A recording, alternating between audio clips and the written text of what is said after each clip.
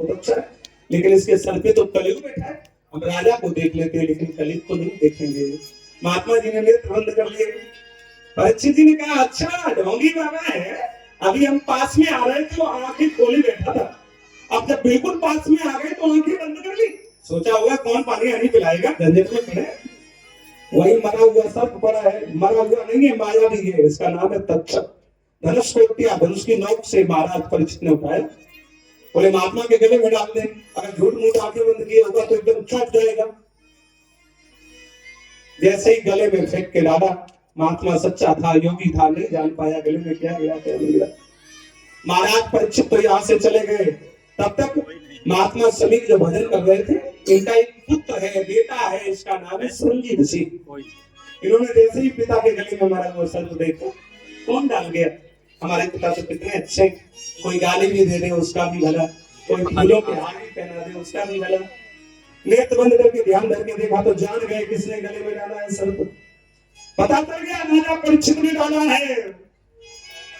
श्राप दे दिया हाथ में जलने के, बोले जाओ मैं श्राप दे रहा हूं, यही सर्प जीवित होगा और महाराज परीक्षित अब तुम्हें डसेगा, अब दुनिया की तुम्हें कोई ताकत बचा नहीं सकती।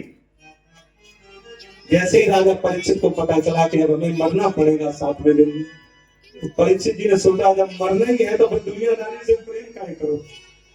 राजसी कपड़े सब उतार दिए, एक फटी पुरानी कपड़ी जैसे ही पगड़ी ली और एक पुरानी सी धोती ली, आदि पहन ली, आदि ओढ़ ली, बल्कि जा रहे हैं भजन करने के लिए। जब मरने है तो फिर दुनियादारी से प्रेम काहे करो। परीक्षित जी को पता चला कि आज के 7 दिन मरना है तो भजन करने जा रहे हैं, और आज किसी को पता चल जाएगा हमें परसों मरना है तो भजन करेगा, वो भजन नहीं करेगा। पहले बच्चों को लेके जाएगा तहसील में, बोले वसीयत करवा लो हमारे दिन का, और बड़ी दिक्कत आ जाएगी जायदाद में। हाँ, अब जब एक दिन रह जाएगा तो कहेगा मोबाइल में रिचार्ज कर लो और सब रिश्तेदारों में बता दो हम मरने वाले हैं, हमें देख जाओ। और फिर मोहल्ले वाले कहते हैं अब ये जो खाए वो खिला दो। ये कोई नहीं कहता कि भजन करो, सब यही कहेंगे जो मांगे सो दे, और मरना तो यही, जिंदगी भर खाता रहो और खवाते रहो जीवन के भैया। राजा परीक्षित गंगा के किनारे पहुंचे, एक जगह है सुप्रताल, पश्चिम में एक जिला है जिसका नाम है मुजफ्फरनगर, मेरठ के बगल में मुजफ्फरनगर डिस्ट्रिक्ट में ये पड़ता है, छोटा सा कस्बा, नाम है सुप्रताल। गंगा के बिल्कुल किनारे पे बसा है सुप्रताल। यही पहुंच गए महाराज परीक्षित। सामने एक बालू का ढेर बना दिया, इस बालू के ढेर पे तो वही बैठेगा जो हमें भगवान की कथा सुनाएगा। सारे संसार के संत महात्मा इकट्ठे होने लगे, लेकिन बालू के ढेर पे कोई नहीं बैठा। अंत में सुखदेव भगवान जो हिमालय में तपस्या कर रहे थे, मैंने कल आपको बताया था, जन्म से ही योगी है, मैया के पेट से प्रकट हुए तो चले गए थे हिमालय में तपस्या करने, आज लौट रहे हैं हिमालय से। चलो परीक्षित को कथा सुनाएंगे, चलो परीक्षित को कथा सुनाएंगे। जैसे ही पास में आए तो शरीर पे एक भी कपड़ा नहीं है, बिल्कुल नग्न है, परमहंस है, दिगंबर है, और दिगंबर व्यक्ति को कथा कहना मना है, बिना कपड़े के आप भागवत नहीं कह सकते। वेद व्यास ने जैसे अपने पुत्र को आता हुआ देखा, गले से लगा लिया, कितने दिनों बाद मिला है बेटा, जितना ज्ञान था सब पुत्र के हृदय में उड़ेल दिया, और पिता ने कौपीन धारण करा दी, लंगोटी पहना दी, और जैसे ही उस बालू के ढेर में व्यास पीठ पे बिठाया, सब संत हाथ जोड़ के खड़े हो गए, जय जयकार कर रहे, फूलों की वर्षा कर रहे, बोलो सुखदेव भगवान की। आप मानोगे अभी भागवत शुरू नहीं होगी, अभी भागवत नहीं शुरू हुई। अब राजा परीक्षित आ गए कथा सुनने और सुखदेव भगवान सुनाने आ गए हैं। अब परीक्षित जी प्रश्न पूछेंगे और सुखदेव भगवान उस प्रश्न का उत्तर देंगे। इन दोनों के बीच में जो वार्तालाप हुई है वही है भागवत, उसको अभी आप भागवत का महात्म्य सुन रहे थे, तो आइए सुखदेव जी आए, एक बार सब लोग बुला दो सुखदेव जी को, सब लोग बुला। प्रभु की कथा सुनाने वाले तुमको लाखों प्रणाम, तुमको लाखों प्रणाम। प्रभु की कथा सुनाने वाले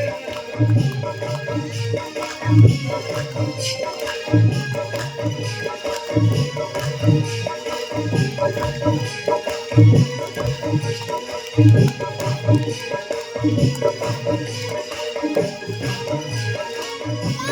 बार ताली बजाओ, सब लोग बुलाओ। प्रभु की कथा सुनाने वाले तुमको लाखों प्रणाम, तुमको लाखों प्रणाम।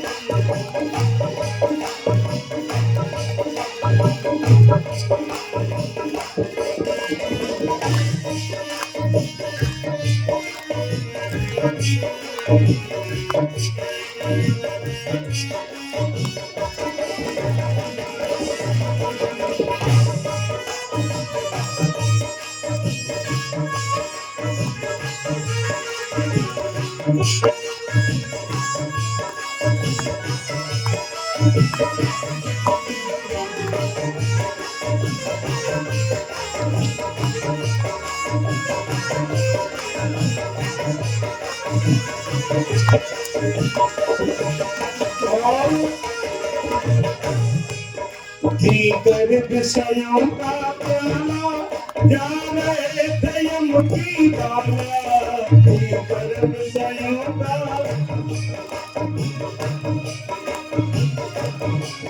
भीतर विषयों का प्याला जा रहे थे यम की डाला, भीतर विषयों का प्याला भीतर विषयों का प्याला जा रहे थे यम की डाला,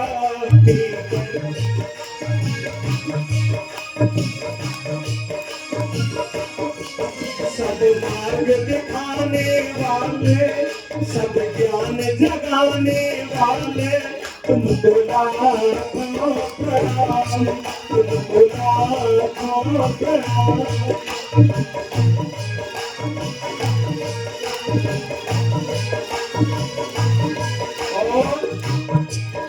हम भूल गए ही तन में, सुध खो बैठे ही तन में, हम भूल गए ही तन में,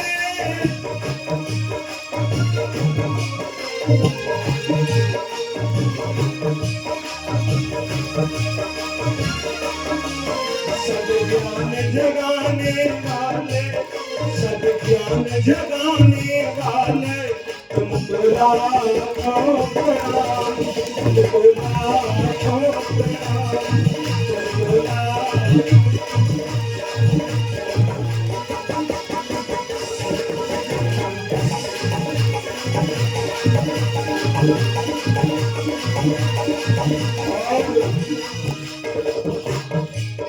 मेरी माता बंधु मेरे भाइयों, आज कथा का दूसरा दिन है, उस हिसाब से तुम्हारी उपस्थिति बहुत अच्छी है। जिन लोगों ने कथा के लिए समय निकाला उनके लिए बहुत बहुत धन्यवाद। और जो लोग अभी ना आए हो कथा सुनने के लिए, कल आप लोगों को पकड़ के जबरदस्ती खींच खींच के लाओ। देखो, अगर आप किसी को कथा सुनाने जाओगे ना, किसी को कथा सुनाने लाओगे तो वो जितनी कथा सुनेगा उसका आधा लाभ मिलेगा लाने वाले को, हमें तो फिर दुगुना मिलेगा ही मिलेगा, है ना।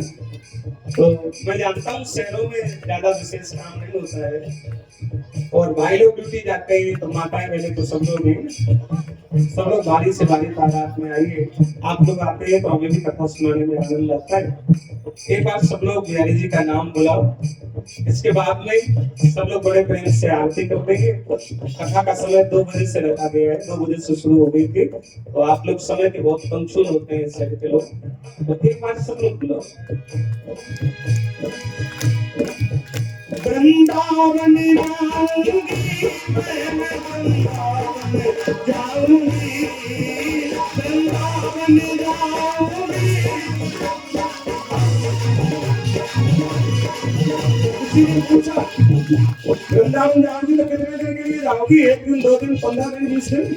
उस बहन ने कहा सुनो, वृंदावन जाऊंगी नहीं फिर लौट के आऊंगी, वृंदावन जाऊंगी। तेरे उठे तेरे उठे मिलेगी वृंदावन।